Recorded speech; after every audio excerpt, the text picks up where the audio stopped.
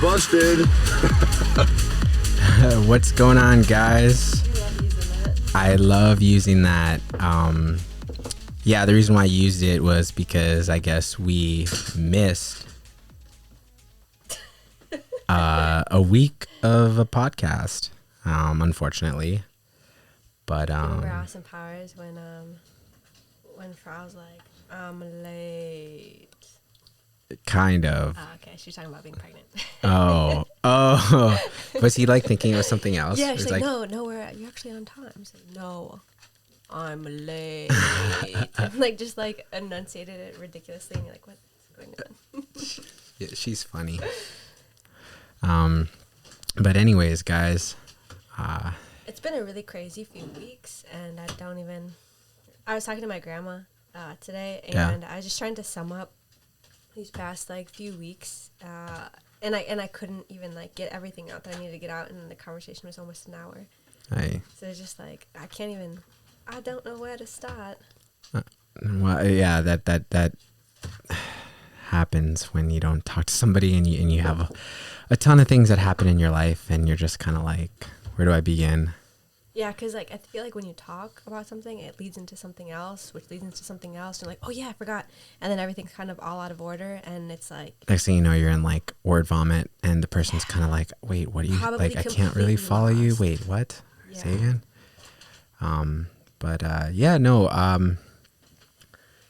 It's interesting.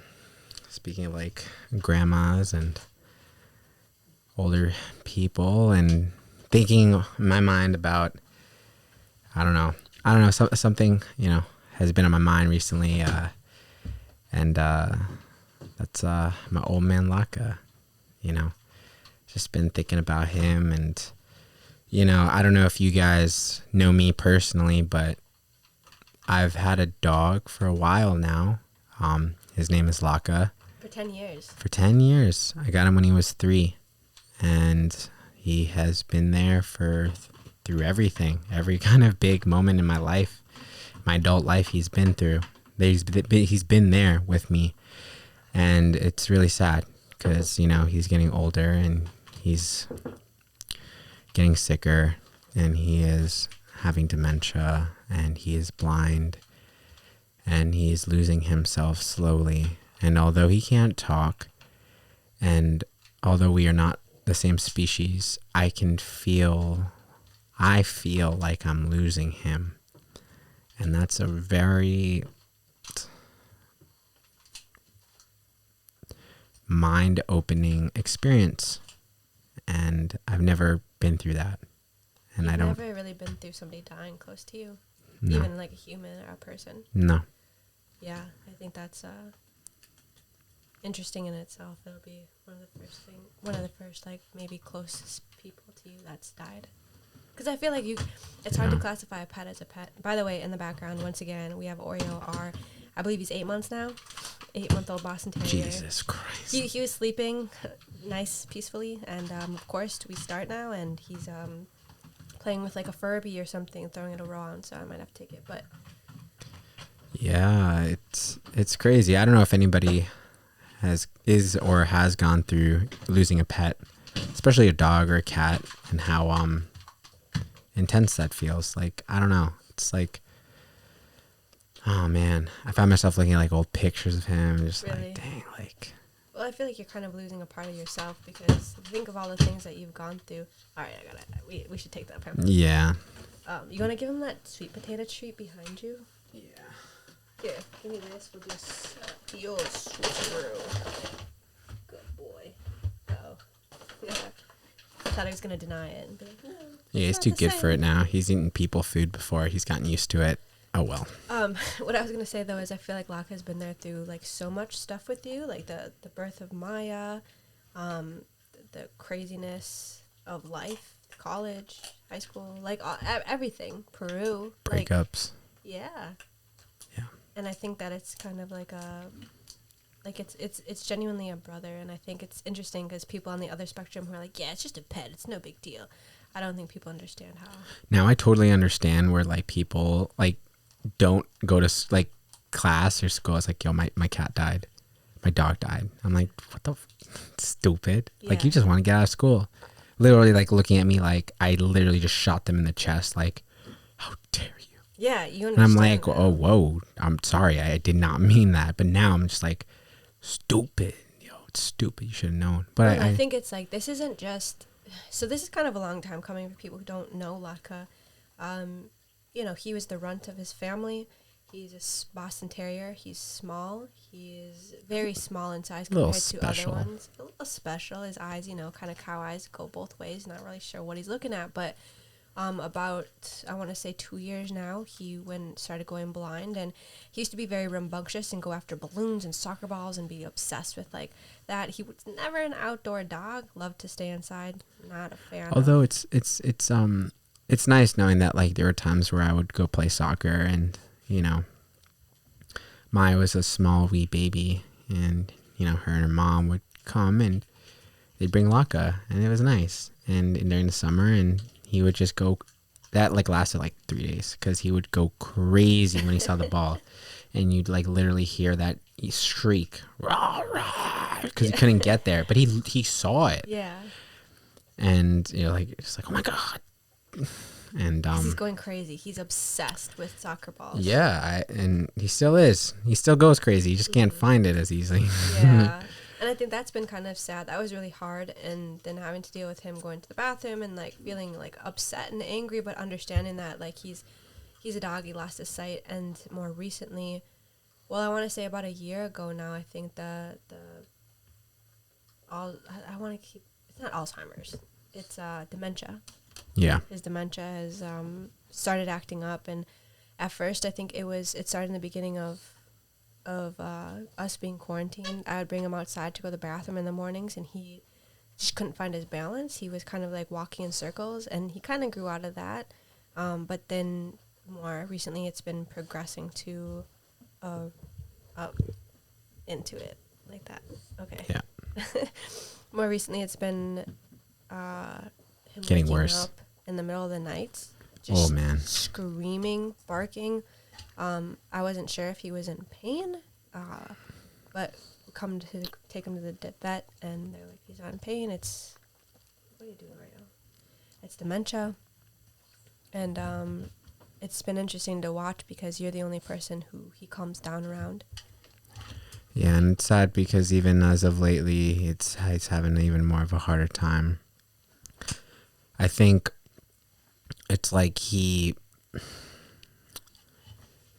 this morning, he was next to me, and he was laying down. He was like, he didn't even want to lay down. He was trying so desperately to stay up. And then he laid down, and while he was laying down, he was very like, his body was very calm, but he just kept like yelping, like that, literally. Yeah.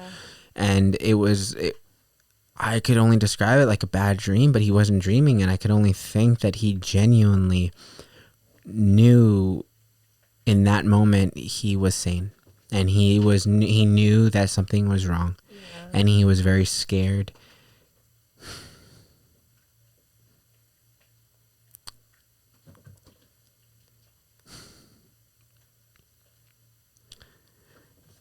And he couldn't see. And I just felt so helpless. And it was just really tough. And sometimes I try and downplay it, but it's tough losing a friend, family member. Shit, man. I don't even know. Yeah, and it's not. I think there's no easy way to watch somebody or deal with somebody die, right? But this is kind of a very long lasting thing, and like I said, it's hard because it's like you don't know if he's I think you don't know if he's like struggling, you don't know if he's suffering, and hoping that he isn't, because it only happens, you know, during the night. It's kind of like sundowning. Yeah. You know? And that's the hard part, because during the day he's fine. He's himself. He gets scared because I think he forgets where he is. Yeah. But other than that, hasn't been easy. Yeah. And I don't know. I don't know what we're gonna do. I have no idea if sorry guys, I don't want to just act like I'm not talking. We're just trying to figure out some volume issues. What about that? What's happening is, like, when I'm talking, sometimes I'm going, see, did you hear that? Yeah, I'm going I did. in and out, and I'm not really You know what sure I think? what It's it because your voice is not here. Speak. No. Wait. Just speak. Yeah. Okay. I'm not speaking right now. Just speak more. Testing. That's not it. I know. There's actually like a button that does this, that picks up, like it automatically turns off for background noise, but I can't figure out which one that is. It's the compressor. It's the duct compressor.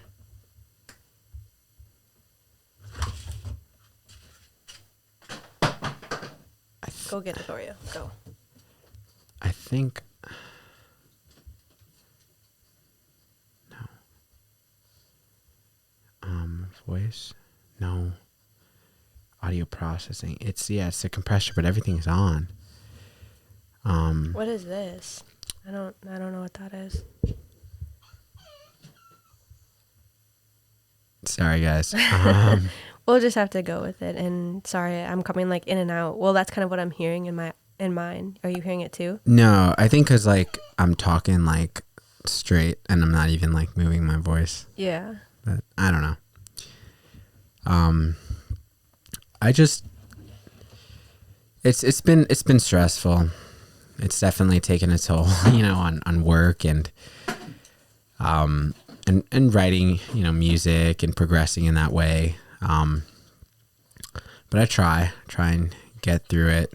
Definitely know how your coworker felt, like with her mom and just the all that responsibility that comes with it and how it really takes a huge chunk out of your life. And I know it's just a dog, but I can kind of understand in ways that I never thought I could ever, now that Laka's kind of going through it. Yeah. And it is really tough and it's sad, seeing, my mom getting choked up and telling her that she's not ready to let him go. Yeah. And because that's like your mom and Laka have been ride or die for sure. Hell as yeah. well. I think they're very close, and Laka, it picks anybody in the world. He picks your mom to go cuddle with on. He literally always goes in there. Yeah, he I think, and it's interesting because even when he was Oreo, when he's blind, he always found his way back into her room, and Always that was does. always so weird to me because I was like, how do you know where you're going? Like, trying to make sure everything's off the ground, and but no, he loves her so much, and he loves you, and it's been kind of interesting. I think the other night he woke up and he came out, and it was very crazy because he was in your arms, and I was like, just put him down, see what he does, and he had gotten on his hind legs, and it was literally like he was chasing fireflies, or that he saw something and he was chasing it around the house, and it was just the scariest thing because he doesn't run anymore, and he was running after some kind of like entity or ghost, or I don't know what it was. It was very I definitely saw something. It was very weird seeing him turn his head like he saw it, like he was looking at something. Yeah, like he's actually fixating on something, trying to find it, and then when he found it, he's just kind of like starts barking at it and then chases it again. It's like it was playing tag with him, and so that was interesting. I don't know, it's I'm not like a giant like into religion or anything, but I do believe that there's like spirits and things out there, and I don't know what it is he saw, but I'm not just gonna sit here and be like, oh, it was nothing, he's just going crazy. I genuinely think he saw something. Yeah, I wonder what he saw. It's so weird, right? It's like there's so many it's not so many contradictions, but it's like so many things that don't make sense. It's like there are spirits, but what is, like, who are these spirits? Yeah. What are they doing here? Are they even spirits, or are they, I don't know. Are they coming to tell us or tell him it's like his time? Or it kind of, I guess, reminded me of that show we were watching. God, why am I never good at remembering show names? Where that thing comes and reminds that person, like, you're going to die in 3 or 7 days or whatever at this time. Oh, what is the that called? The Korean show. It's on Netflix. It's new. Like blood. I don't know. No, it's something demon world, devil, something. Like the It preludes, yeah, something like, the down something the it's gonna drive me nuts. I'm gonna try to look it up. something intense. I forget. But that show was crazy. I can't wait for season 2. Yeah, it's, I don't know. I wonder what happens, you know, after you die. Like, we're Hellbound. hellbound. Yeah, so pretty much this like thing kind of comes in, this entity, this like kind of ghost figure comes in from wherever you're at, and it'll say like, hey, like, it'll call you by your name, and it'll say, hey, like, you're gonna die in 5 days at 9:20 p.m. And then for some reason, like, when that day comes, like, there's these giant kind of like rock figures. I don't know, how do you explain them? Yeah, no, exactly kind of how you explained it, like just these big monolithic dudes, like Clayface from Batman. You know, Batman, his one of his rogues gallery guys. It's like big clay guy. He's like, bro, I don't know. Anyways, but yeah, like I was thinking about something. What was I thinking about? Oh yeah, I was thinking about that conversation. I don't know why that conversation was really interesting with that guy that we met at the get together place. Oh my god, When? he was like telling me the importance of remembering names, and here I go, I don't remember his name. Oh shoot, this weekend. I have to think. Oh no, his name was the guy who works at MSK, right? No, It was somebody else. the other guy. Oh, the other one who invited you to the rave. Yeah. I didn't get his name. No. This See, can't what be, had this can't be, this happened can't be. is they had mixed Malibu with tequila, I and know. little did we know, here we are. I didn't realize it. Did you know that? Yeah, I'm like, I did. oh, I tequila did. and pineapple, or I mean Malibu and pineapple juice, my favorite. At this, at the point, I was like, yeah, I just want a drink. Just give me a drink. Last week was a rough one. Yeah. What was it? Oh man. Anyways, I was talking to him, and so something that I've always been really interested in was like DMT. Mm-hmm. And I don't know, like it definitely piques my curiosity. I'm terrified of like the idea of it, but it was nice hearing his stories of his experiences. And he kind of said that, you know, DMT was such a eye-opening experience for him. And he said that, you know, when he took it, you know, you need to have a breakthrough moment where you take enough and it like kind of breaks you into, you can't just take a little bit. You'll see something, but like when you really like take enough, you'll go somewhere. And he said that when he did do that, he did it unintentionally, kind of. It was like an accident. You know, he was actually just trying to go to sleep. And so he like took a rip of what he was smoking on it prior. Mm-hmm. And then he was like, why is the floor just looking like farther and farther away? Mm. And he said that, which is what a lot of people say, is that they get teleported to this place that is literally filled with color. And you can't really describe what that color is. It's just like color everywhere, and it's moving, and everything is moving, and you're there, and you feel like you are a part of it, and it's okay. Everything is okay. You are, you know,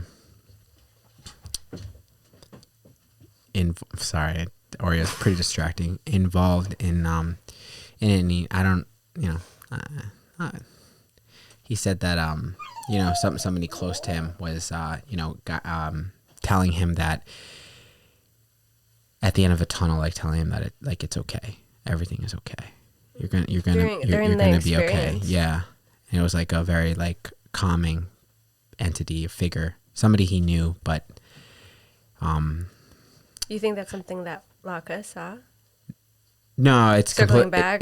No, it's not circling back. Just like thinking about, like, I guess on the topic of like life and death and the afterlife and what comes after death. I mean, what comes after death, and it's just really interesting to me to think about that, because he said that he realized that like the vibes and the aura that we give out is something that transcends our human body. And like, for instance, like if I'm looking at you and I know that I'm upset, you know that I'm upset, you know, you will feel it. And that part of you that feels it is not it's not your physical self. It's something from another kind of like realm that you're tapping into, and that I'm tapping into too. And then when we take the DMT, mm-hmm. it really sets it into overdrive. Oh my God. So sorry. All right, well, let's just pause and try to find something for him to do, because it's just like overwhelming. Yeah, I mean, there's not like even just a Kong. Hold on. Okay. The life of a puppy. The life of entertaining a puppy. Here, bud. Oreo. Come here, bud. There you go. And I don't know, I'm like, one day, maybe I'll try it.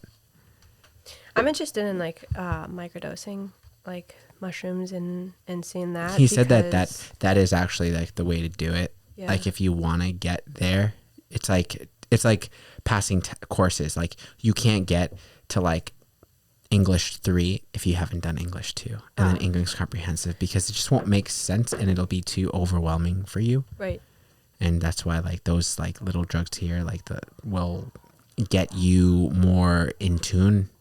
But it's only a taste of the real, like the realness of it hitting. That's what he says. And that's what like, you know, other people said too. It's like, you know, that you need to take climbing other things. Climbing up the hill first. Yeah. And that's something Slowly.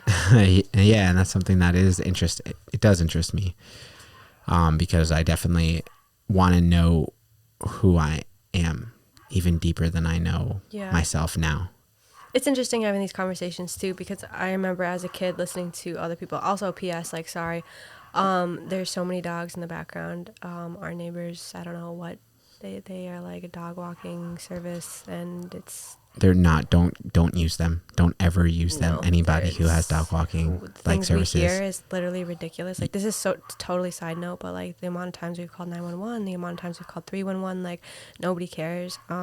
It's just horrible. Like hearing these dogs like scream. We can't do anything. Yeah, and I've like written notes. It personally like affects you, because it's like you don't want to do that. You know, it's like you're not looking for trouble. You're not looking to upset somebody. You're not looking to make somebody's day worse. But what you are doing is what I feel I'm doing is I'm just trying to stick up for people who can't stick up for themselves. Yeah. And sad. who get desperate cries for help. Like those, to me, like we were talking about mentalities and vibes. Yeah. I don't feel like those are happy.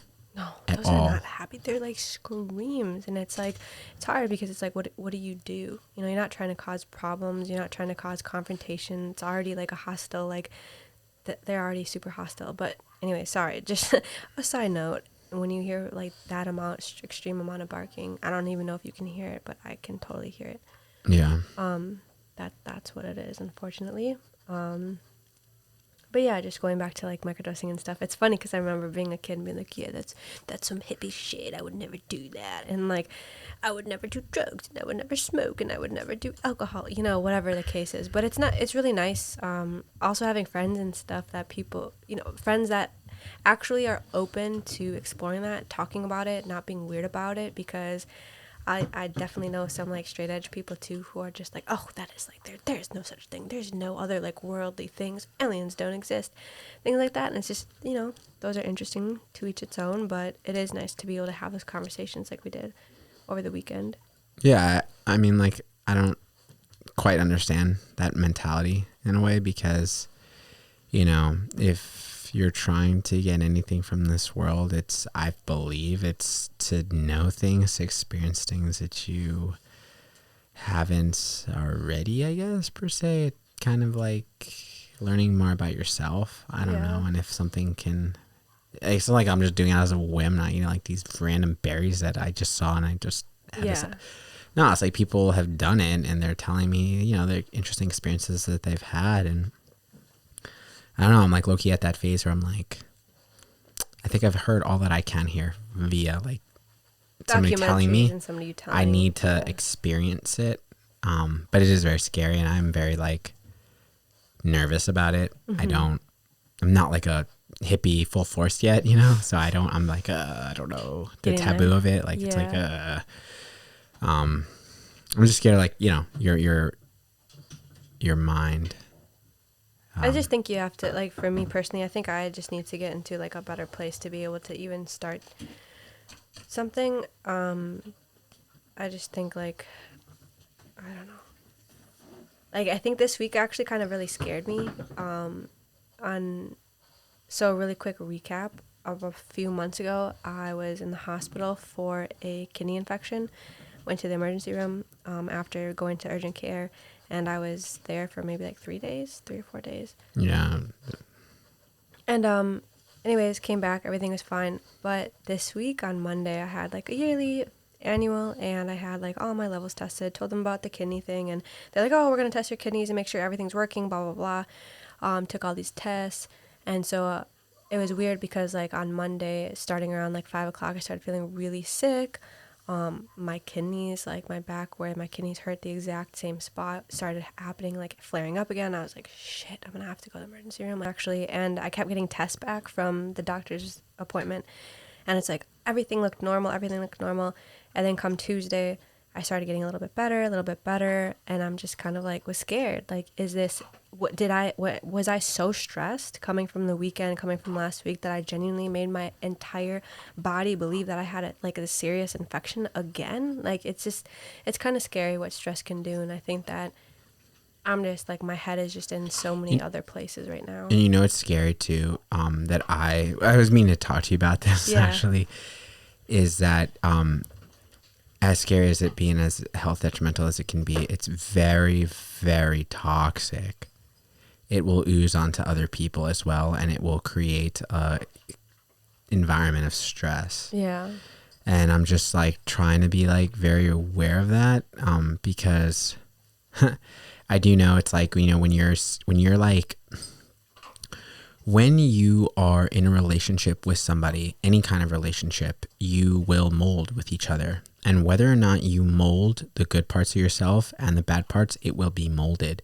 And so I think me really trying to just try and be a team player and have it not be about me, when it, you know, obviously I'm not perfect and I nowhere near where I want to be either. It's something that I really want to try and do. Like, all my faults, I'm like, damn, like how much is this rubbing off on, like, I don't know, like you or like other people, right? Like, what can I do to limit them within myself so it will project that and limit them from you even catching them? It's like disease, low-key. It is. And it's like, it's hard because I don't even know, like, I just think so many things are up in the air, and like all I want is some kind of like normalcy of like some kind of structure. But I think like the past few months, it's just been getting so overwhelming that there's literally no structure in anything that we're doing on a weekly basis right now. Like, that's why we couldn't even do last week. Last week on Wednesday, we're like, oh, that's all right, we'll do Thursday. But then something giant came up last Thursday, and then something giant came up on Friday, and we're over here just literally trying to put out all of these fires. And it's hard because half the stuff we can't even like talk about on here. And so yeah, it's just a process. And I think that I just hope that with this new year coming up, a lot of things are kind of like figured out, and we'll have a little bit more structure, and we'll be able to handle things a little bit differently. It's hard, I think, when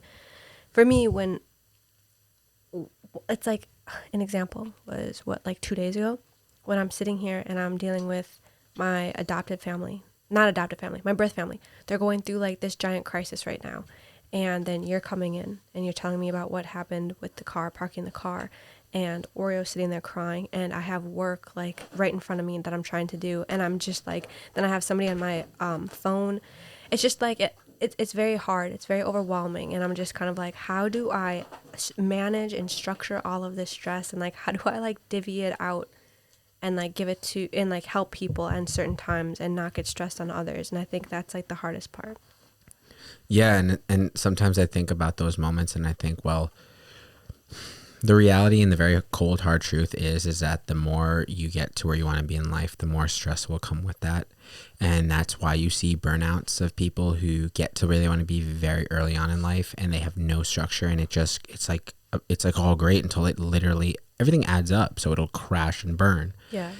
And you see that like with Britney Spears, you see that with like a lot of child celebrities and stuff. Like it gets too much. Like what gets too much? Well, obviously, I'm sure logically speaking, if you think about it, the premieres, the interviews, the all of that stuff, the not drinking, getting up early, all that stuff, like trying to maintain a life within it. And I think that's like that's what really, and so like I think about that when I'm in these, like, and I try to at least, and I'm doing it more and more, and as I say this, it will only reiterate that in my mind to just kind of be like, this is it, like this is the moments that you have to walk right into and just take a deep dive and say, like, how can, like, let's just start with one thing, like, boom, or but it's like, I think that's easy for me, is to start with one thing, but it's hard when you have like multiple people asking for multiple things at once, and everybody needs it right now. And when you came in, you were talking about like the car and all this stuff. You're like, well, they're not important right now. This is what's important. And I'm just kind of like, how in my head, I can't, it's hard for me to decipher, like, when you're talking people, yeah, maybe like the dog isn't as important, right? But like, it's hard to decipher like my birth family going through all of this stuff, and then you're talking to me about a car, and then that being more important. And so it's just like, it's hard because like, I get it, that's not your family, and although it is my family, I'm having to deal with like things that are out of my control as well. And it's just like structuring people, I guess. It's like the hierarchy of that is hard in itself. Yeah. And also just getting an opinion from somebody else that counteracts yours. For instance, it's kind of like, I don't know what it was necessarily, but I do know it's about the car, and the car is something that's like right now, right here. And like, and that's why you're like, that's important. And I didn't say that your family is important. I apologize about that. I just meant to say that like you trying to convince somebody of something is a little bit more time consuming and will take a little bit more time than in that very moment right now. And I just need to know these few questions, and I need to just bounce this off you real quick to make an accurate decision to kind of like just go and do it. And I didn't mean like, I know you didn't mean that in like in that way. It's just kind of like, to me, it's like prioritizing what I need to handle, and it feels like it's just stress. I just can't even like think about it right now because of the amount of like pressure I feel in like all of these different ways. I feel like I can't win half the time because like I get stressed out with them, and then you come in, or then Oreo does this, or then like I can't, it's just so overwhelming right now. I can't even like even think and sit straight. And to be honest, it's been frustrating because I have a time card for my job right now and haven't been able to work more than an hour straight. Like something keeps coming up. And it's so fucking frustrating because I just want to like maintain my job, and I can't even focus on that. And I think that's the most overwhelming thing for me, is I just literally want to sit down for 3 fucking hours and work. But I can't because it's like something comes up, and I just like am to a point where I'm genuinely very like this close to just renting out a space somewhere else to just stay the fuck away from everybody during the day, because I have to focus to keep this job. Like, and I think that's the most like stressful thing for me, because I really like, I love this job. It's very like nice, and I'm like very blessed that I'm able to be able to work for like an hour and then go for 5 hours, do something else and come back to work. But yeah, it's a lot right now. Yeah, and I think that you have to do what you feels best to do. For me, I try very hard to. I want to be understood, and I also want to reciprocate reciprocate the feeling of somebody understanding me at the same time. And I was actually talking to my mom about this earlier, which I was telling her. She gets very like narrow-minded, and not narrow-minded, like tunnel vision. She doesn't see the bigger picture sometimes, and she doesn't see the correlations between other things that are affected, because she only sees her way. She only sees what and how it affects her as well. And all I was trying to say, I was just trying to convince her, like not convince her, sorry, I was just trying to show her too. And it kind of goes along the line that I was talking to this dude about, which is kind of like trying to understand somebody else's point of view. And the more you understand their point of view, the less you will be upset and the less you will be frustrated. And I guess ever since he said that to me, I'm kind of like seeing that more and more, where it's kind of like, I'm truly trying to hear you out for your feelings, and not trying really hard not to get upset at the way or how somebody is coming at me, and understanding why. Like, why are they doing that?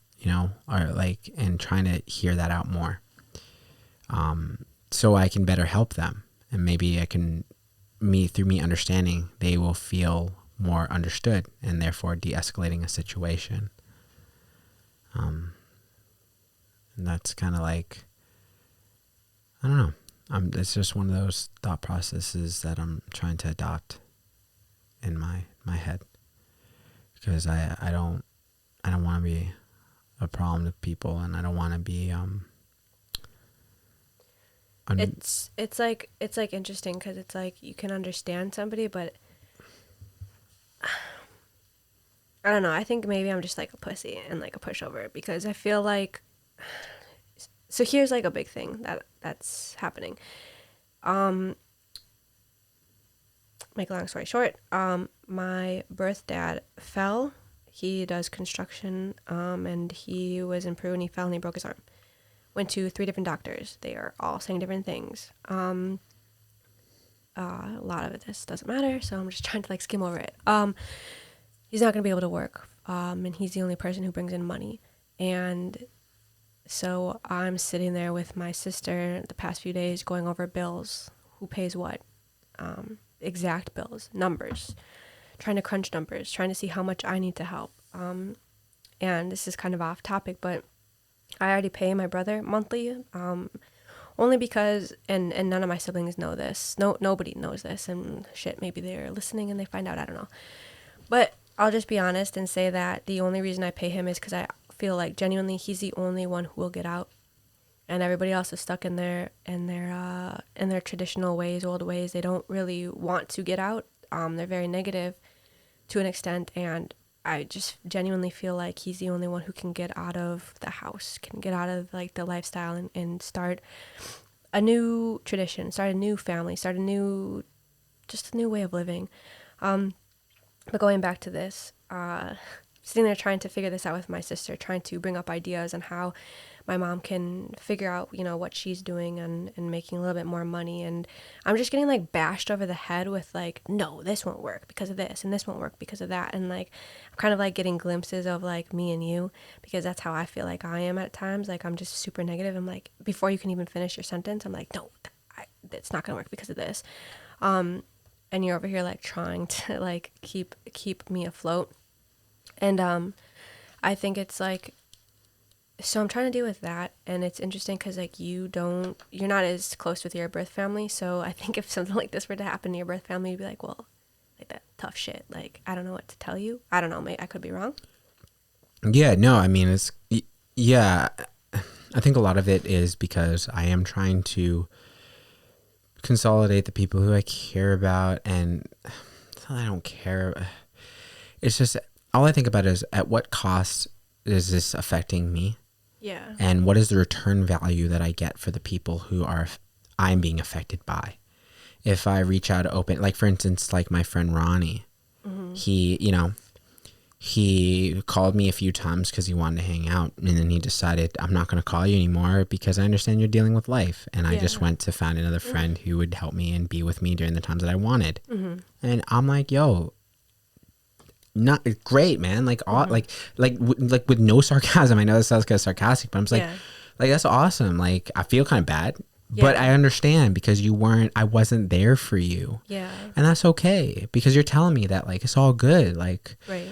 Now that everything's said and done, like I at least he's like, at least I didn't like tell him I was gonna hang out and him coming all the way downtown only for me to say I left, bro, because one of his friends did that. Yeah, and that shit pissed him off. It's horrible. And I'm like, I would never do that. So it's like, I did what I could, and sometimes you can't always be there for friends, but I think true friends would understand, and true people who would understand you be like, look, no worries. Yeah. I hear you. But then there's another side of that too. So it's easy, I think, for you a little bit more, maybe because you're not as connected to your birth family. But it's interesting because I called my adopted dad today, who lives in Minnesota, to kind of discuss this with him, and kind of already knowing a little bit what he might say, but still like trying to have some connection, like talk to me about it. And it was really nice because like we talked for about 40 minutes about this, and it's funny because I think as he gets older, he just becomes like maybe more compassionate and understanding and loving, just kind of like my grandma did before she died. She's like God rest her soul, I love my grandma, but she was a little bit negative sometimes. And towards the end, I would tell her a situation. She'd be like, Megan, that it's all right. That person was A, B, and C, and it's just because they're A, B, and C. And I'd be like, who is this? Like, who am I talking to? And that's kind of how I felt with my dad today. But he's very different. He's different to you, different than you, in the sense of like, he's like, Megan, it doesn't really matter what you think. If you think your parents are alcoholics or not, or you don't know where the money is going, what matters is that you can help. And that he's like, that's all I've been striving to do my entire life is, and like, he's like getting choked up, and he's like, that I'm just blessed that they were able to, give you to us. And so I feel like I've been just, anytime I have any kind of spare money, I give it to them. And I don't know what they're doing with it, but like, that is my family too. And that is your family, no matter what, till the day you die. That is your blood running, their blood is running through your veins. And so you need to do what you can. And so it's like a double-edged sword, and I totally understand that, like figuring out like who you should, have in your circle, and make sure it's like reciprocates, right? Both, like the love is felt both ways, the energy is felt both ways. And then you have family, and I do understand the other side of like family and not really wanting to.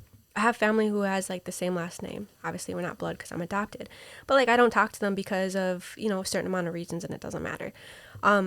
And so I understand that part too, and that's the part, it's being understanding all around, and feeling just straight up guilty. And that's why I feel like sometimes I'm just like a pussy, but like, because I can't just put my foot down and be like, hey, I'm not going to give you this amount of money because I genuinely think you're lying, or whatever the case is. I try to help in every way I can. And it sucks because sometimes I do get burned. And then it sucks because when I do get burned, I come to you and I vent to you. And then you get like upset because you're like, you shouldn't have done this again. I mean, you've actually never said that, but I can tell you're kind of like, fuck, now this like energy of you helping them, isn't the best energy. And now it's kind of coming to me, and now it's coming to us, and now it's coming to whatever else we touch. And it's like, it's so hard to manage this, Yeah, no, it makes complete sense. And, I really respect your dad for feeling that way, because I'm like super loyal person. Like I love the idea of being with family, and something I always want to create, that idea, that like perfect kind of, family that kind of like, looks out for each other and like believes in each other, and is kind of like doesn't really hold secrets to a certain degree, Yeah. But it's connected. Mm-hmm. And I know there are families out there like that, And if there's at least one family out there like that, why can't I have one too? Yeah. That's my philosophy. And, you know, not everything's in my control. Obviously, you know, Maya has a different life. She must have her life somewhere where I cannot control that. And it's hard. It's really hard. And I talk about, you know, responsibility of somebody else who you feel obligated to based on somebody who is close to you. Mm-hmm. It's fucking hard. It's freaking hard, you know? I guess for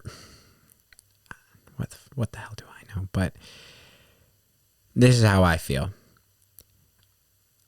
I feel it's the responsibility of my job, my newly job, like the job that I was blessed with, to do what I think is best as a responsible caretaker and provider. So that is within a realm of itself, completely different. Yeah. Not completely different, but like just in a different setting. No, it is. And it's so completely different. So like that caringness is reserved for like there, like so I guess for like other things, like the only thing I could say to you is just be, all I'll say is don't forget all the times that you will and you do try and help, and see where all that effort goes. Yeah. And then maybe you can see after some period of time, yeah, what that return value is, point blank. But I think that's wait, the but without okay, without your feelings attached to it for a second, and just see, yeah, you know, all this effort, all this money, all this stress of me trying to convince them of something that they were trying to tiptoe around, but I'm trying to like help them. Mm-hmm. And see, like I don't have an answer. I'm not like trying to dish out like this is what like low key that subconsciously this is what I think you should do. But I'm just like, because I don't know. I'm just like saying like, you know, if one's like teetering, then it's kind of like, okay, maybe I might need to take a step back a little bit, not completely abandon ship, but just take a step back a little bit, kind of assess how I'm feeling, how I feel about the situation, how I feel my family members took my advice, took my things, took what I said, and what happened. And I think that, you know, and see what you can do of that, because I feel like you and me too, we can both agree that it's a constantly changing thing, for good and for bad. And so I think always monitoring it and keeping an assessment of it, because the last thing you'd want to do is give too much and not receive not like anything in return, but it's like I don't know how to say it. I know, and that's where that's where it gets tricky, because like my dad said, even if your parents, every single dime that you send is going to alcohol, it doesn't matter. What matters is that you help. And like, as fucked up as that, I know, as fucked up as that is, and it seems, it's like, I feel like I'm so stuck that I'm not able to go down there as much as I want. I'm not able to help as much as I want, in any kind of way, monetary or not. And I'm never looking for anything back. And I think that's like the hard part. Yes, like the amount of energy and the amount of time, and I totally see what you're saying, but it's hard to since I've met them, I just feel like it's kind of left and right. There's always something going on, and I get it. That's what families are.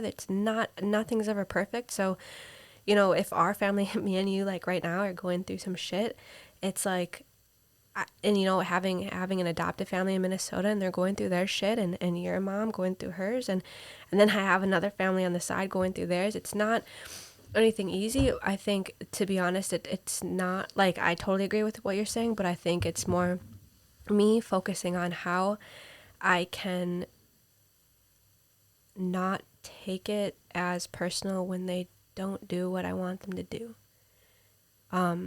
That's kind of like what I was hinting at, because the backbone of that is me understanding and me assuming that, you know, kind of you are you, mm-hmm. you know, you are caring, and with under that microscope of caring, you have to assess things a little differently than somebody who might be like me, who is a little bit more like, I guess, cutthroat, not cutthroat, but just I try to know my limits. And with that said, though, it does potentially affect how close I can get with somebody based on my limits, for good and for bad. But I respect you, and I respect how caring you are, and it pains me sometimes to see that, because it's so, it's the worst seeing somebody give so much and not feel as though it meant the same to them, or it didn't. You know what I mean? Yeah. I guess I just like started crying because it's like, I think a lot about what you say when you say, you don't, like, technically, and it doesn't really make sense. I mean, obviously, like, affirmations, you can tell yourself what you are, but usually the people around you, the closest people around you, will tell you who you are and how you are. And sometimes it's not easy to hear, but it's just like, within the past month, the like 5 closest people to me have used that word. They're just caring. And when you said, like, you're caring, I just started, like, bawling, because I feel like I can never do enough. And it makes me feel good, but it makes me feel sad when somebody says I'm caring, and everybody keeps saying, like, you're caring, but it's like an overwhelming feeling like everybody sees that you're caring and you're doing your best to care, but it's just every chance you get, you put so much energy into something, and I'm never expecting to get something back. Whether it's like I give somebody like $100 for something because I'm just scared and I just want them to be okay, and like I don't know what they're gonna do with it, but I just want you to get through whatever you're getting through. Or it's me just stopping everything and helping you, or helping somebody, talking somebody through something, whatever it is. I'm not worried about getting something back, but I just worry that I can't give enough. And I think that's just like maybe my biggest downfall. Just feeling like it's not enough. And yeah. No, I hear that.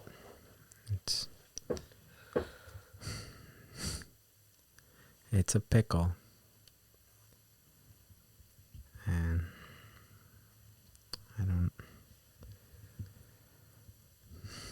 I feel,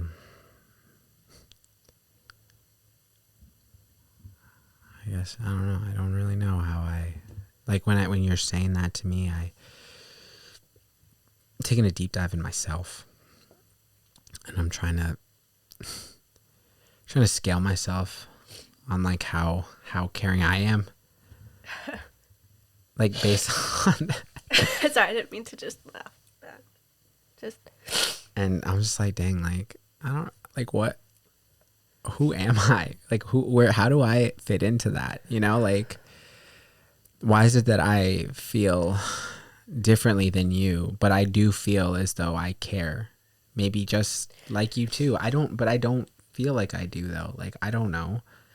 I think you know when to turn it off. I think that when, an example is like, one of your friends, like a few summers ago, kind of fucked us over, and you confronted the person, and then were able to turn it off. You didn't really care about what happened after that, and you pick the people you truly want to care about, and you're able to, like I said, turn things on and off. And for me, like, I don't know, I guess I'm a sucker, because I still care about people who aren't even in my life anymore, and it's not like I'm going out of my way to talk to them, to be with them, to give them anything, but for some reason I just still have like care, and I maybe haven't even talked to somebody in like 20 years.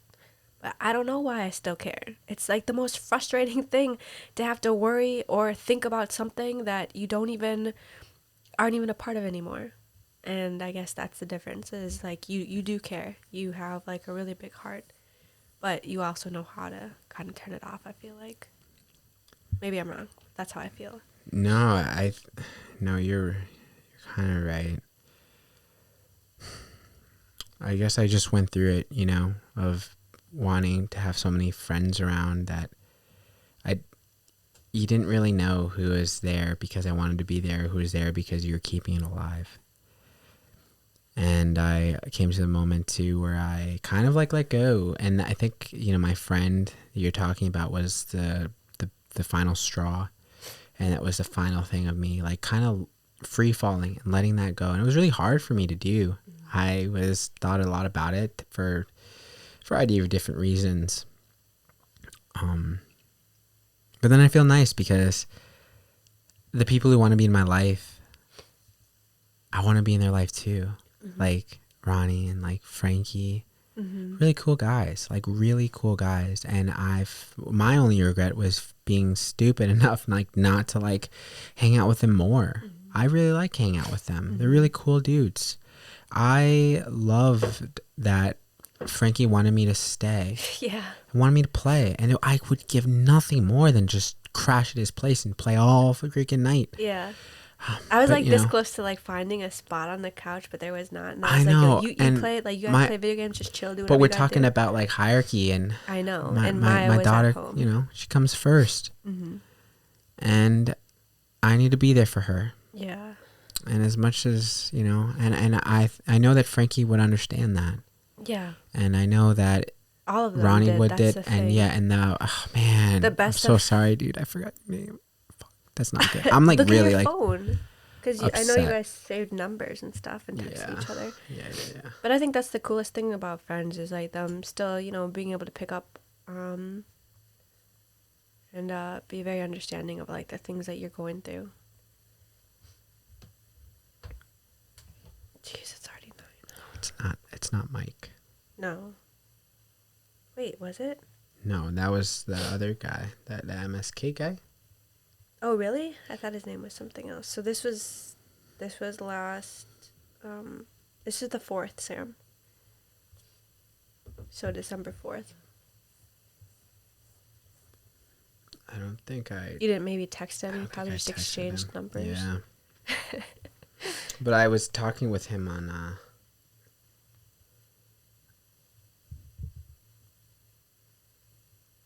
Instagram.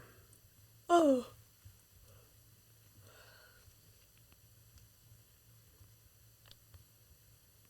I can't believe it's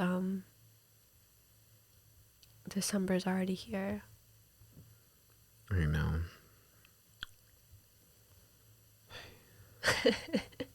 You're like, I must know your name. Yeah, I know. Sorry, I'm just... It's okay. It's so funny. I got an email from the U.S. Department of Education. Megan, prepare for your payments. Omar. I need a tissue. Can you give me a tissue, please? Even though it's under all of that stuff. Oh, be careful. I don't want that to fall. Thank you. You're welcome. Yeah. Oh, shit. Shoot. I think all Omars are pretty cool. Yeah. Oh, our cars. I'm pretty hungry. Yeah, I'm pretty hungry again, too. So... Maybe it's a good segue point. Yeah, I mean... It was an interesting talk, and got out some much needed tears, and just hope that tomorrow and the rest of the week, and we'll be able to recharge and get back. The mentality, like I was telling my Maz, it's all about mentality and your objective in whatever it is that you do. And I think Maya was the biggest teacher of that for me. Yeah. It's just always look for the brighter tomorrow, even as down and gloomy and as complicated and toxic, anxiety ridden filth, you still look up and you still keep fighting and you still believe that everything you want to do is right there. It's right there and it hasn't gone anywhere. And if anything, you're just that much more closer. Like low-key, like from football, you handle your business. You know, you put a smile on, you give the people that are give back to you, give back to them twice as hard, and you love them. And you keep on fighting for the future that you want. And it's there. You have one life. You know, I'm the one thing I'm taking, bringing it full circle. The one thing that I am really learning from Laka as he's getting older is that, you know, you can't take this for granted. And if you got one shot, just freaking go balls to the wall, like, and just like live it up with your friends, work hard, give back, and enjoy your life. It's not going to be easy. It's not going to be easy, but you stay positive. That's the silver lining. You know, that positive mentality. That what's it called? Like in football, where like they make a bad play, but it's like you gotta forget it. Next play. Next play. Gotta go. Yep. Because you get stuck on that one play, and then it ruins your entire game. Exactly. And that's what I'm trying to work on. I have like a few things I need to work on, but and know that I'm there too. Like even if the mood is like gloomy or intense, you can always take a time out with me. Take a cut. Like time out.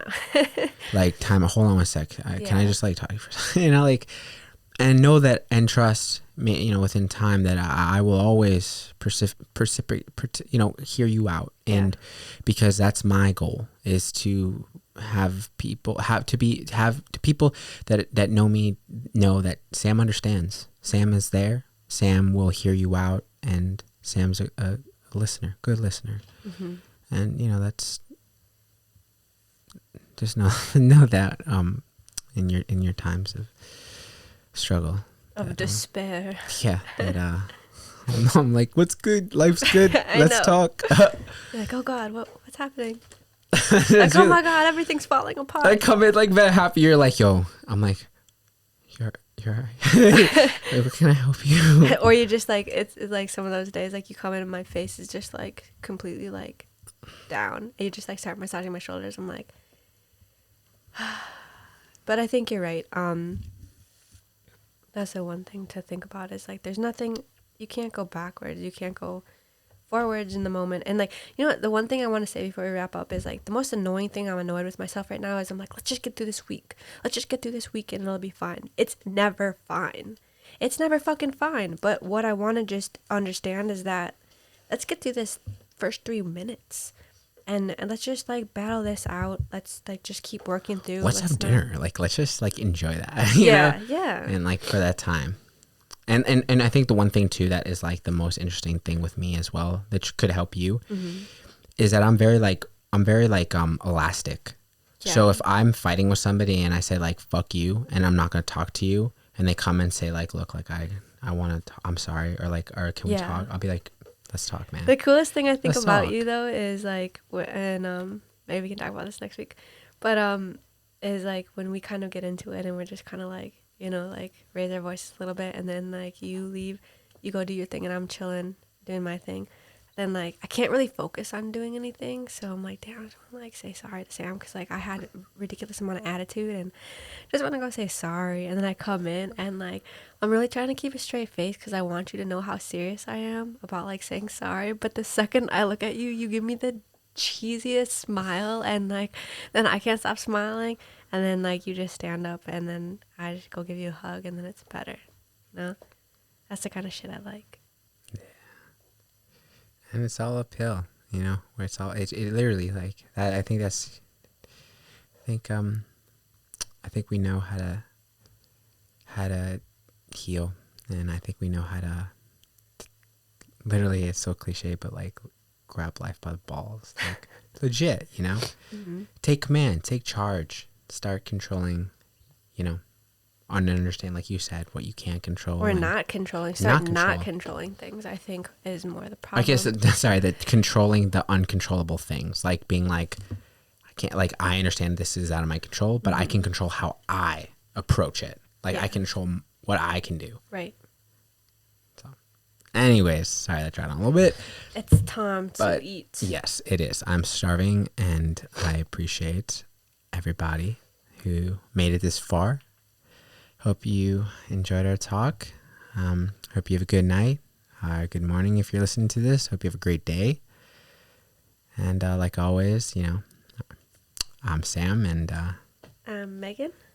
until next time, until next week, we'll definitely be keeping Next this Wednesday. consistent. We'll be there in Square, so get your listening caps ready, and we'll explore another conversation. And I hope you guys enjoy that too. So with that being said, have a great night, and we'll catch you on the flip side. See ya. Peace.